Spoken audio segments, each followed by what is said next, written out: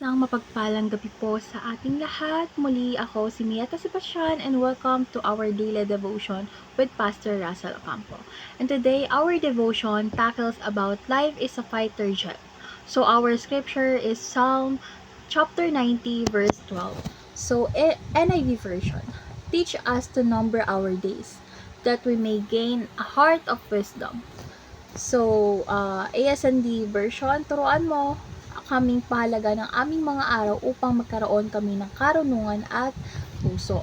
So, tungkol saan nga ba ang verse na ito? Or tungkol saan yung video ni Pastor Russell? So, ang verse po na ito ay isang panalangin ni Moises na humihiling sa Diyos na turuan tayong pahalaga ng ating buhay at mga araw. So, ipinapakita ng verse na ito ang tunay na buhay natin sa mundo ay maikli at dapat nating gamitin ito ng may karunungan. So ito ay isang paalala na bawat araw ay mahalaga at dapat tayong mamuhay na may layunin at direksyon at palaging hinahanap ang karunungan mula sa Diyos. So, dadako naman po tayo sa teaching. So, yung first teaching po natin is life is a fighter jet on a one-way mission. So, yung buhay pala natin is may hahambing natin sa isang fighter jet na mayroong isang mission lamang. So, tulad ng isang jet na may tiyak na layunin at direksyon, tayo rin ay binigyan ng Diyos ng particular na mission sa buhay at ang bawat araw ay mahalaga at dapat natin itong ituon sa ating mga energy at panahon sa pagtupad ng mga mission na ito. So, yung fighter jet po kasi ay hindi bumabalik hanggat hindi natatapos yung kanyang mission. Kumbaga, ganun din tayo sa ating buhay. Kailangan nating ituon ang lahat ng ating lakas sa layuning ibinigay sa atin ng Panginoong Jesus. So, next naman po is wisdom is living each moment for God. So, ang pag-alam natin kung paano natin dapat gamitin ang ating oras at lakas ay bahagi ng karunungan na nagmumula sa Diyos. So, yung bawat araw ay isang pagkakataon upang maglingkod sa Kanya at ipakita ang Kanyang pag-ibig sa mundo. So, yung bawat desisyon kasi natin at desisyon, aksyon at pag-ugali natin ay dapat na sumasalamin sa ating layunin na magbigay kawalhatian sa ating Panginoon. So, last is we waste so much time without realizing it. So, marami sa atin nang hindi na mamalayan na syempre, nasasayang ating oras. So, madalas tayong nagbabad sa mga bagay na wala namang kabuluhan o walang kinalaman sa ating mission. Solely, na, kumaga, naubos yung oras natin sa mga gawain na hindi naman talaga sobrang mahalaga or mahalaga sa malaking larawan ng ating buhay.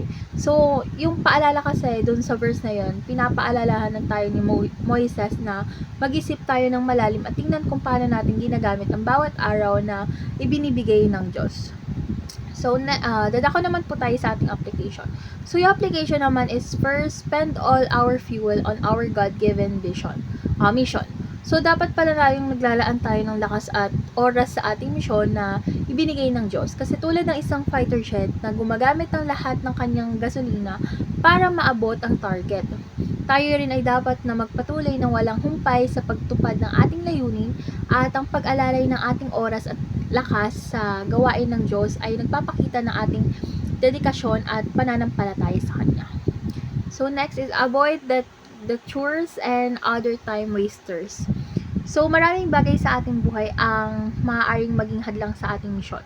Maaaring ito ay mga distraction at mga hindi mahalagang gawain o mga bagay na walang kabuluhan.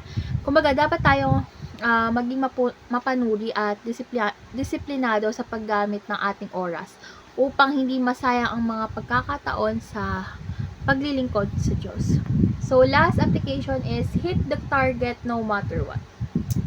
So, wag nating hayaan na madaig tayo sa mga pagsubok o hadlang. Dapat tulad ng isang fighter jet is hindi tayo tumitigil hanggat hindi naaabot ang kanyang target.